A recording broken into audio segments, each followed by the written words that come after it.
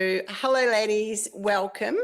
Today, Nick and I are going to talk about income producing assets. What are they? How do you choose between them? And one of our beautiful ladies in our office hour call last week, Sarah, was asking the question, how do we choose which income producing assets are right for us? So we've popped a few slides together because Nick and I were chatting and, it's just a really poorly understood topic. And I think if you can really understand how to look at income producing assets, then you can make better choices for yourself. Okay, so let's kick off. Now, first thing is you'll see Nick's got Coey there. He's having a little nap. He's having it. We've already put him to sleep with our pre-chat. I will say, Jen, just before you dive into this, I will say this. If you hear any funny noises, like he farts like a trooper, it's not me. It could be Jen. It could be you. But it's very likely Cohen. So let's just kick it off there. Super. Okay. So let's first talk about the world at the moment, Nick, because I think that's what's, I think some of us maybe have learned some fundamentals and our understanding is relative to maybe how the world was and not how the world is today. Yeah. Well, and as we go through and you just read through this slide, ladies, my hope, Jen, is that everyone listening in, you get a bit of relief versus fear. I think, I think of my brother, I think of people super close to me, and maybe think of this yourself. Maybe you're in conversations with your family or with colleagues and with friends, and you sense there's this, man, I just can't keep up with life, or why is it so hard, or why does it feel like it's getting harder? What am I doing wrong? What is wrong with me? And the reality is, it's what we've said here, the game has changed. I think of these conversations, and I'll just use my brother as an example. Hardest worker I know, works harder and harder all the time, feels like he can never get ahead. And I think we're probably, that might represent 95% of people. Like, what is going on? This is what's going on. What we were doing, as you said, Jen, before in 1984, the landscape that was created a different path in order to, get our security, fund our freedom, our lifestyle, etc. But things have changed, and they've changed drastically. And for the average person, maybe they haven't understood what that change is, but they've just felt it. Like in 1984, it was 3.3 times the average wage to the home price. And today it's 10 times plus the average wage to a home price.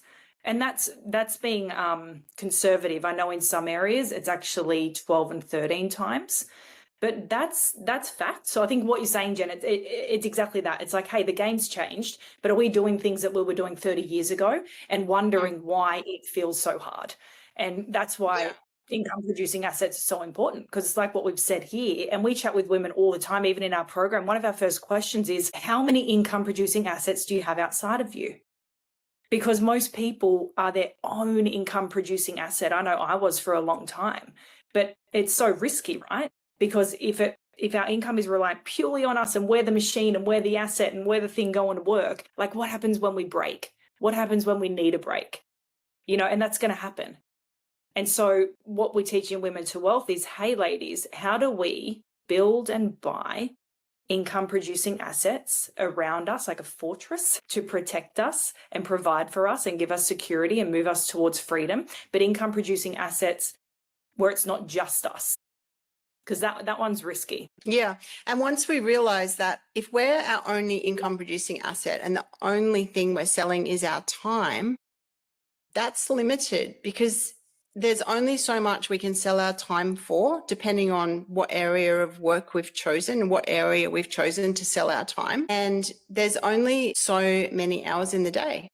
And so if we need to increase that amount of income so that we can pay the mortgage or pay for increasing costs of living, well, yeah, we could go get a second job. We could work 16 hours a day, but we still need to sleep. We still need that. There are only 24 hours in the day. So it's a finite equation, and we're trying to massage this finite equation, feel like we're drowning, feel like we can't breathe because of its finiteness.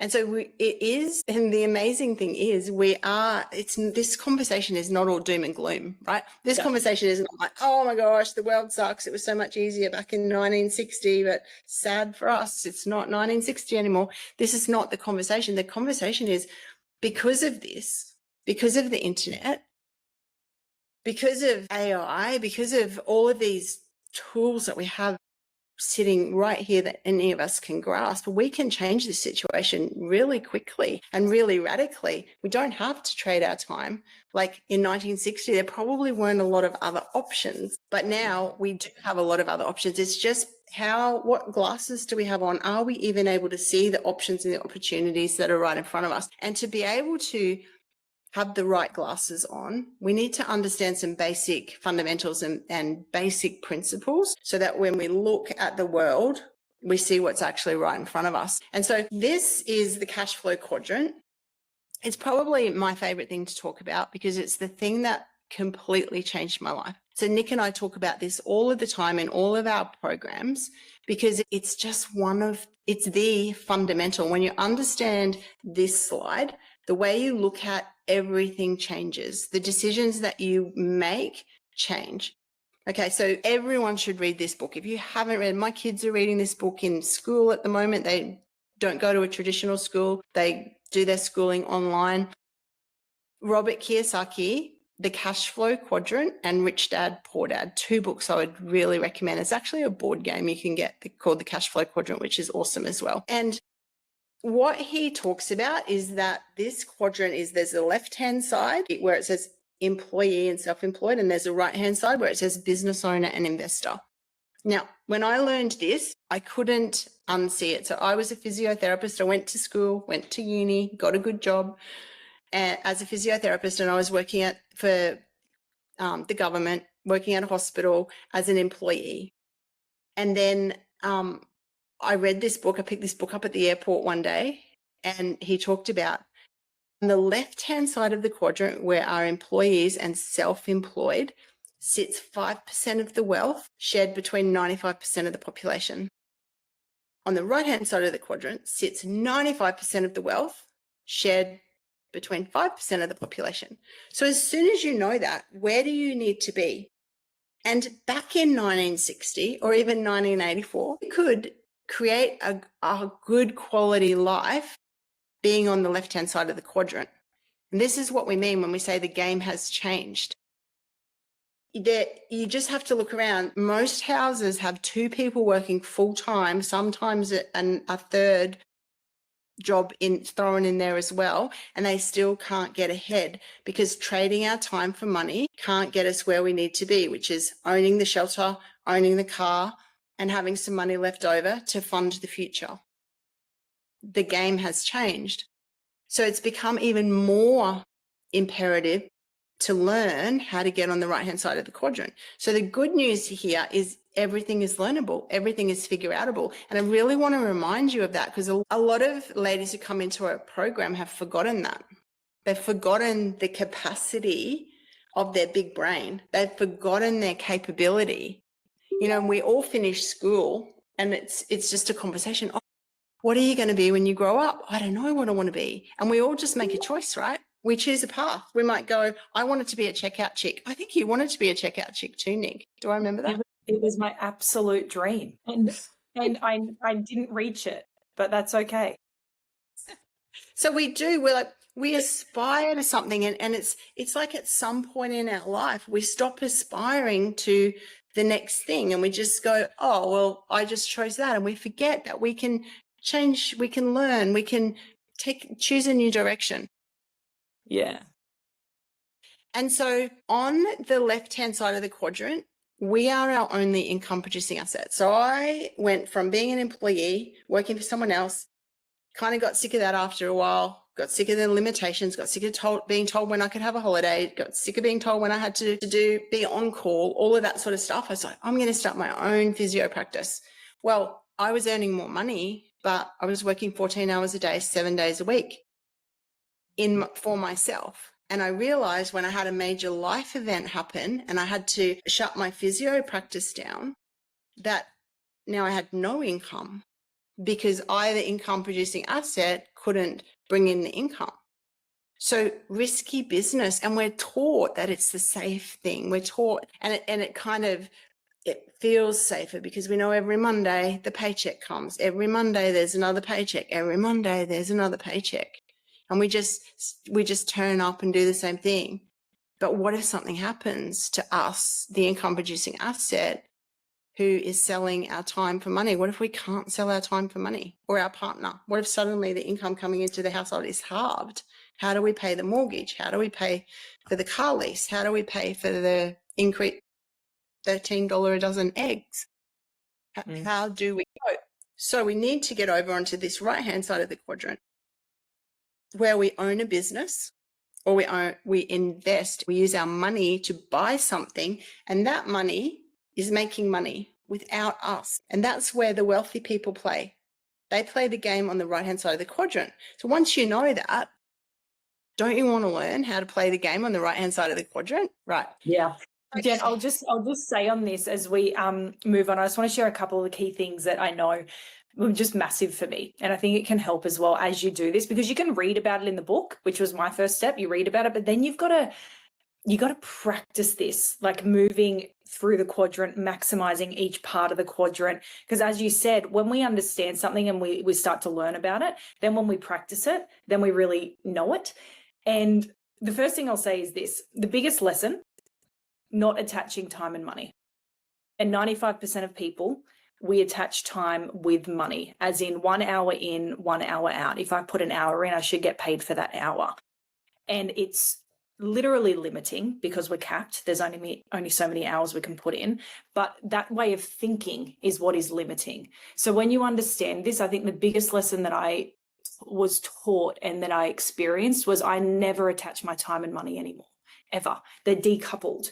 Because if I did, I'm always going to cap myself. 95% of people work, get paid, work, get paid, work, get paid, work, get paid. And they can't get out of that cycle because it's mentally how we're trained. But 5% of people, they work. And we always say, don't we, Jen? It's like, we don't know how long for. We don't know the intensity. You know, you might be doing 16-hour days. You might be doing it for a year. It's like you are putting it in. It's you just commit to the work.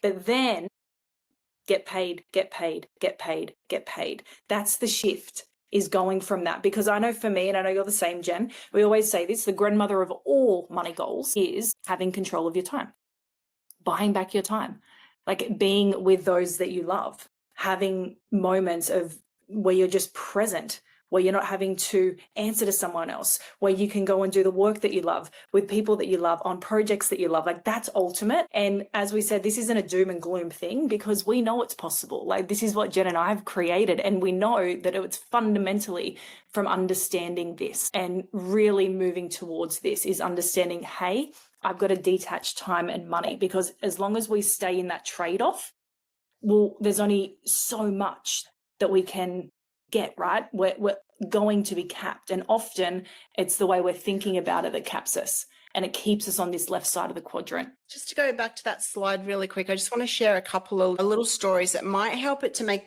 a little bit more sense. So when I picked up the Cash Flow Quadrant and I picked up Rich Dad Poor Dad and read it, I realized, and I had that experience of, oh my gosh, I've got no income coming now because I couldn't be in my practice. I realized to move on to the right-hand side of the quadrant, I needed to employ other physios so that if something happened to me, the income still came into the practice. The patients were still able to get the help that they needed, and everything could run without me. And then I became a business owner.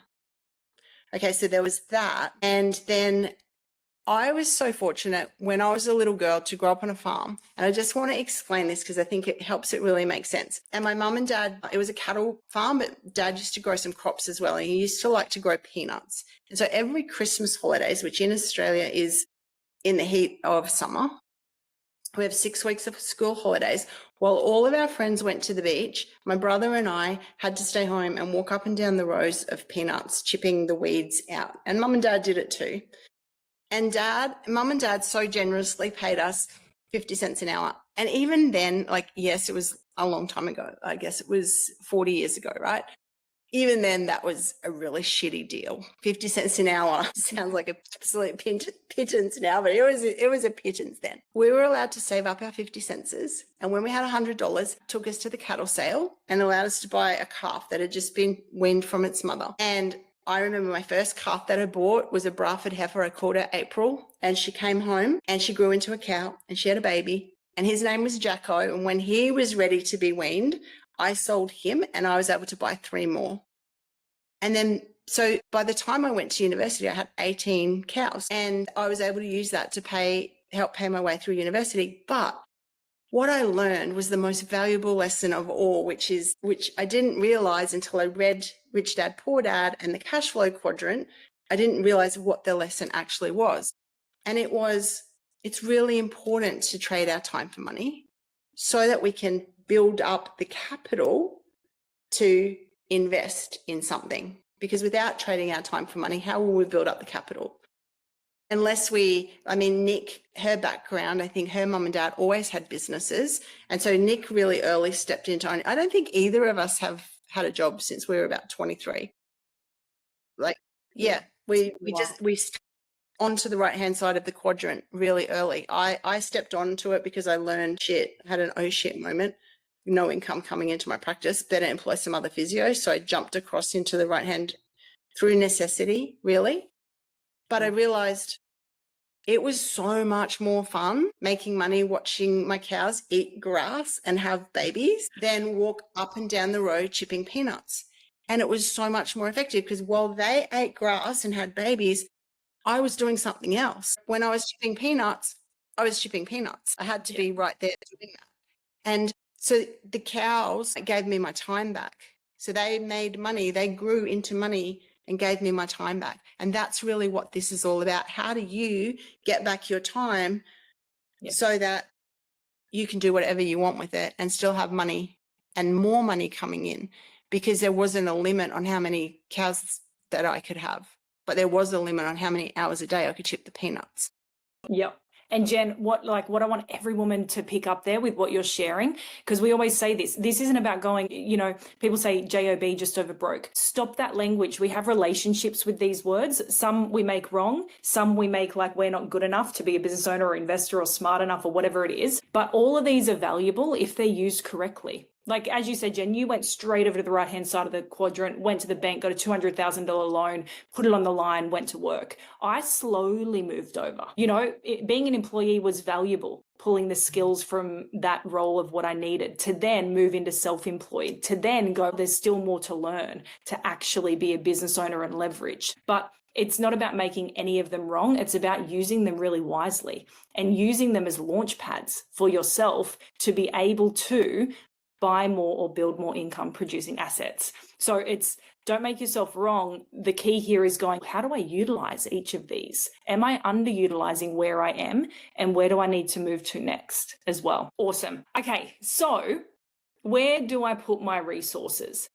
This one I love. One thing that we talk about with our ladies, and I'll frame it up like this, Jen, is that you already have resources. We all have resources.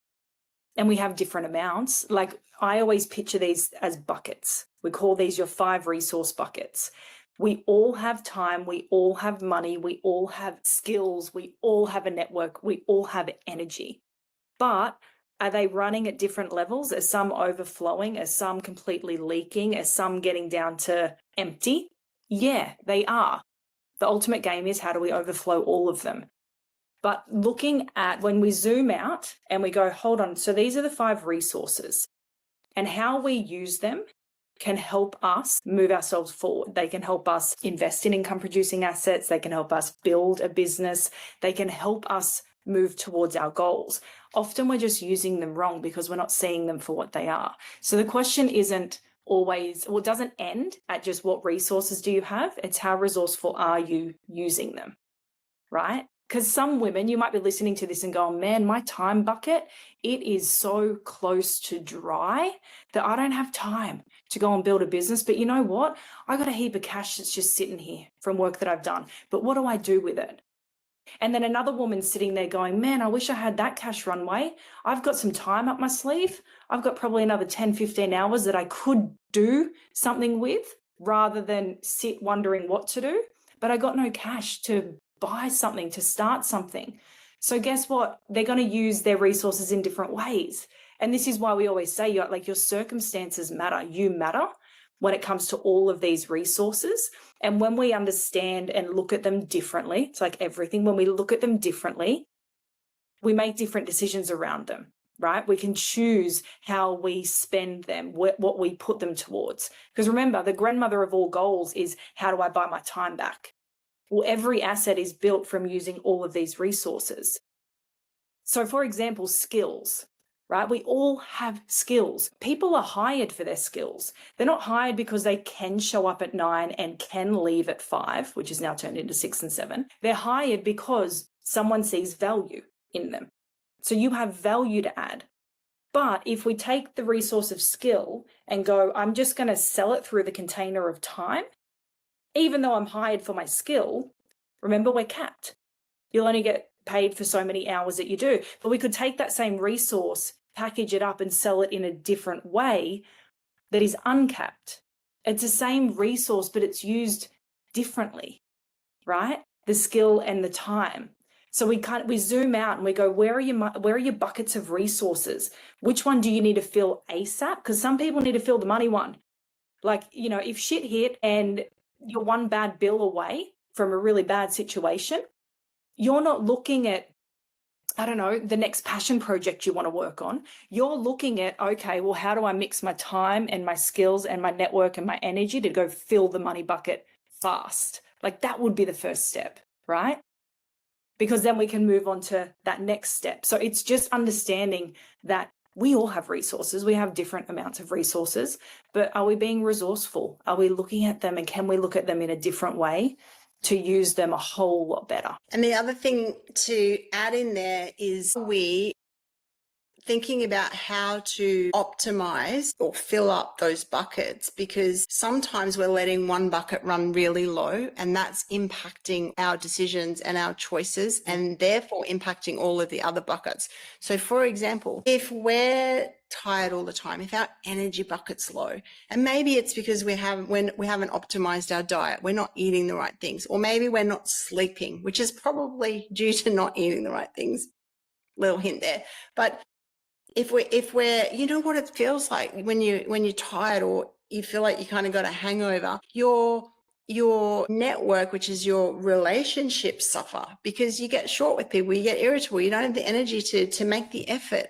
Your skills suffer. You're not productive. You're less creative. You're less on point. You're slower. You're not getting things done as fast, which impacts your money bucket. And your time is wasted when your energy is low, because you're just not the best version of yourself. So sometimes we need to look at our buckets, and not sometimes, we need to do a full audit. Where are we leaking? And we need to take a honest look. And there's no right or wrong here. There's no like, oh, you're so bad because you just, never let your health go. It's like, no, but it's time to recognize it and then sort it out, to go, oh, you know what? I remember a version of me that I had so much more pep in my step. I smiled so much often. I used to have a glow. I used to wake up excited for the day, and I've lost that. It's okay to go, I've lost that. So what am I going to do to get it back? Because until I get that, I'm bursting out of my skin energy back, then I can't optimize the other buckets either. Or it might be that there's absolutely no money in your bucket, and that is, you're just spending all of your time worrying about this and worrying about that, and you can't even say yes to opportunities because there's no spare cash. But maybe you are leaking some time, and like, look at the hair. Like, you know what you do? Like, sometimes people come stay with me, and I don't know what they do, but they're like in the bathroom for an hour doing the hair and the makeup in the morning before they go out for the day. I'm like, who's got time for that? We can tidy up our time leaks so that we can give that time to creating money. advancing our skill set, nurturing our network, or improving our energy, right? So often we need to audit the time bucket, or where are we leaking time? Instead of washing, drying, and straightening my hair, I'd rather just stick a hat on. Instead of getting my nails done, I'd just rather go no nails, because those activities are not going to help me optimize my other buckets. Or I'm just going to pop in with some suggestions. Or you do it differently. So you get a really good quality dry shampoo. My gosh, I think I've hit a world record on how long it's been since I've washed my hair this time. A personal record, dry shampoo this morning. Or you know what, you go book yourself in and you sit there, because what do I do when someone else is washing my hair and drying my hair? I've got my hands back. I've got, like, I can listen to something, I can create something, I can send messages, you can do things. And so is that trade-off worth it? Like, there's just different ways to look at what we do during the day to pull back these resources, I reckon, Jen, as you're saying. Yeah. And so let's just talk about a few more little ones. Like, we don't have to get dressed in the nice gear, make sure we look good, take an hour to get to the gym, to chat on the way in, to do the hour workout, which we weren't really working out the whole time, to then spend half an hour, oh, I better go and get a coffee and better, 2 hours. We don't need 2 hours. We can get the workout done with the dumbbell in the garage in 20 minutes, job's done. So, but sometimes some people are taking 2 hours to do the thing they could do in 20 minutes. So there's so many examples. So auditing all of these buckets is really important. Yeah. So that we can figure out, understand that we are our biggest income producing asset, but selling our time is not the only way that we can be an income producing asset. And so what we're going to show you in our next video is we're going to talk about how you can maximize these buckets and really start to move over onto the right-hand side of the quadrant and choose something that excites you. So if you said to me, Nick, there's a great business selling truck tires, I would be like, yeah, but I get it makes a profit, but I don't know if I'm going to wake up excited for that tomorrow. That I want to be on the right-hand side of the quadrant, but if I want to be doing something that excites me, that's fun for me. Yes. So as we wrap this up, this will get everyone excited for our next session. I think we call this particular education piece, learn about cows and the benefit of cows. And maybe next session, we're going to talk about poker machines, and we'll talk to you about that. Because one, as you said, Jen, does it excite me? And also, does it make sense for me? Because there is always an order of things. So we'll dive into that on the next session, which will be cool. So ladies, thanks for tuning in. We're going to be dropping these at least weekly. Let us know what you took away from it, what you loved, even if it is just the top of Cohen's head. I understand. It's probably the best. So cute. Amazing. Thanks, Jen. Thank you.